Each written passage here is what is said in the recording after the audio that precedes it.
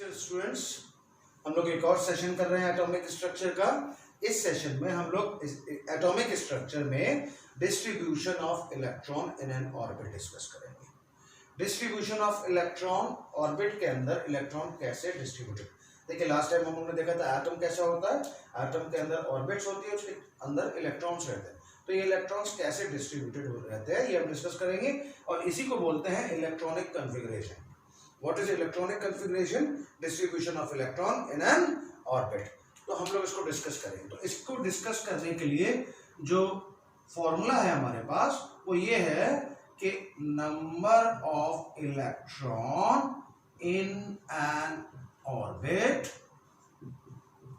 Is equals to 2n²।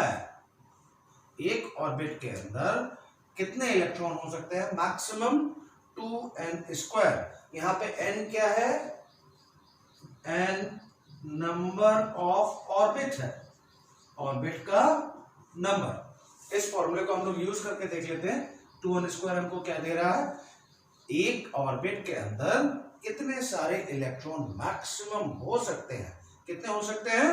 2n², जहां पे n क्या है?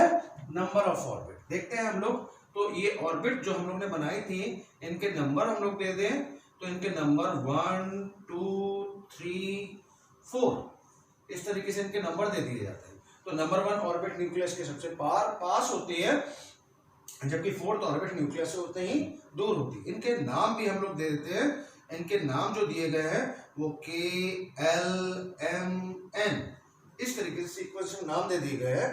तो हम लोग 1 2 3 4 ऑर्बिट में कितने इलेक्ट्रॉन होते हैं ये डिस्कस करेंगे। तो नंबर, इस फॉर्मूले को हम लोग यूज कर लेते हैं। Number of electron in first orbit. First orbit में देखते हैं कितने इलेक्ट्रॉन हो सकते हैं। तो 2 लिखा, मल्टीप्लाइड बाय n² करना है ना, और n क्या है? नंबर ऑफ ऑर्बिट, और नंबर ऑफ ऑर्बिट क्या है? 1। तो यहां पे लिख दिया 1 का स्क्वायर। 2 into 1²। n की वैल्यू कितनी हो गई? 1, क्योंकि नंबर ऑफ ऑर्बिट कितना है? 1। तो 2 into 1² that is equals to 2 into 1 equals to 2। तो फर्स्ट ऑर्बिट में कितने इलेक्ट्रॉन रह सकते हैं? 2। देखिए सेकेंड ऑर्बिट को डिस्कस करते हैं। Number of electron in second orbit, तो 2 into n²। n क्या है? नंबर ऑफ ऑर्बिट, और नंबर ऑफ ऑर्बिट 2 है, तो 2 into 2² हो गया। That is equals to 2 into 4 equals to 8। तो सेकेंड ऑर्बिट में कितने इलेक्ट्रॉन मैक्सिमम हो सकते हैं? 8। Number of electron in third orbit, 2 into 3² हो जाएगा यहाँ पे, और 2 into 3², 3 3s are 9, and 9 into 2 that is equals to 18। तो number of orbit third orbit में कितने हो जाएंगे? 18। और इसी तरीके से फोर्थ ऑर्बिट का आप देख लीजिए, अप टू फोर्थ ऑर्बिट ही ये सिस्टम चलता है। और फोर्थ ऑर्बिट का देख लीजिए, 2 into 4² that is equals to 2 into 4 4 are 16। 16 multiplied by 2 that is equals to 32 electron. तो फोर्थ ऑर्बिट में कितने इलेक्ट्रॉन हो जाएंगे? 32 इलेक्ट्रॉन। तो ये नंबर ऑफ इलेक्ट्रॉन एक ऑर्बिट में निकालने का तरीका है। First orbit, second orbit, third orbit और फोर्थ ऑर्बिट। तो ये जो फॉर्मूला दिया गया है ये अप टू 4 ऑर्बिट ही एप्लीकेबल है। आगे चल के हम लोग चेंज करेंगे इसको, और सीनियर क्लासेस में देखेंगे कि ये फॉर्मूला चेंज हो जाएगा और नया फॉर्मूला आएगा। तो अभी के लिए फोर्थ ऑर्बिट में, अप टू 4 ऑर्बिट में नंबर ऑफ इलेक्ट्रॉन ये हैं 2 8 18 32। अभी ये नंबर ऑफ इलेक्ट्रॉन कैसे फिलिंग होता है? पहले फर्स्ट ऑर्बिट फिल होगा यानी 2 इलेक्ट्रॉन, फिर सेकेंड ऑर्बिट फिल होगा 8 इलेक्ट्रॉन, फिर बचे हुए इलेक्ट्रॉन थर्ड ऑर्बिट में जाएंगे, और फिर और होंगे तो फोर्थ ऑर्बिट। अभी इसमें कुछ रूलिंग भी है, तो वो रूलिंग जो है वो आपके सिलेबस से बाहर है, वो आप सीनियर क्लास में देखेंगे। तो अभी के लिए इलेक्ट्रॉनिक कॉन्फ़िगरेशन इसी तरीके से निकालेंगे। तो चलिए कुछ एग्जांपल ले लेते हैं। हमने कुछ एग्जांपल लिए हैं, जैसे सोडियम। तो सोडियम में कितने इलेक्ट्रॉन होते हैं? 11। और ये कैसे पता लगेंगे? क्योंकि सोडियम का एटॉमिक नंबर 11 होता है। Atomic number he number of electron show करता है ना, लास्ट लेक्चर में बताया था। एटॉमिक नंबर क्या करता है, ये दिखाता है कितने इलेक्ट्रॉन है।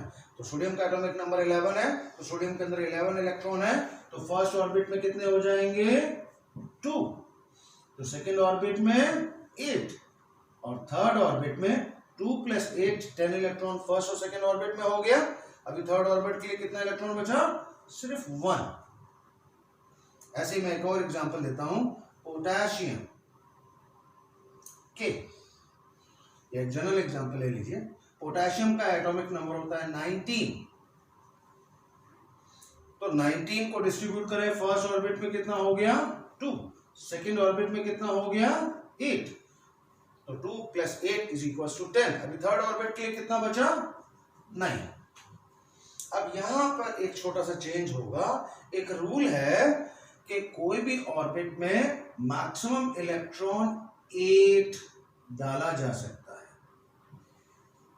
और बचे हुए इलेक्ट्रॉन नेक्स्ट ऑर्बिट में डाल दिए जाएंगे, यानी कि 1। तो 1 नेक्स्ट ऑर्बिट में चला गया। अब नेक्स्ट ऑर्बिट में अगर 2 इलेक्ट्रॉन्स हो जाएंगे और फिर भी इलेक्ट्रॉन्स होंगे, तो फिर थर्ड ऑर्बिट में डाले जाएंगे।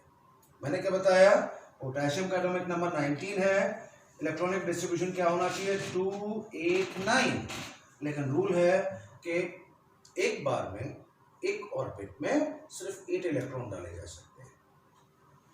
ऑर्बिट में इलेक्ट्रॉन तो 18 और 32 तक डाले जा सकते हैं, लेकिन एक बार में 8 इलेक्ट्रॉन्स। उसके बाद बाकी इलेक्ट्रॉन कहां जाएंगे, नेक्स्ट ऑर्बिट में। नेक्स्ट ऑर्बिट में कितने इलेक्ट्रॉन हो सकते हैं 2।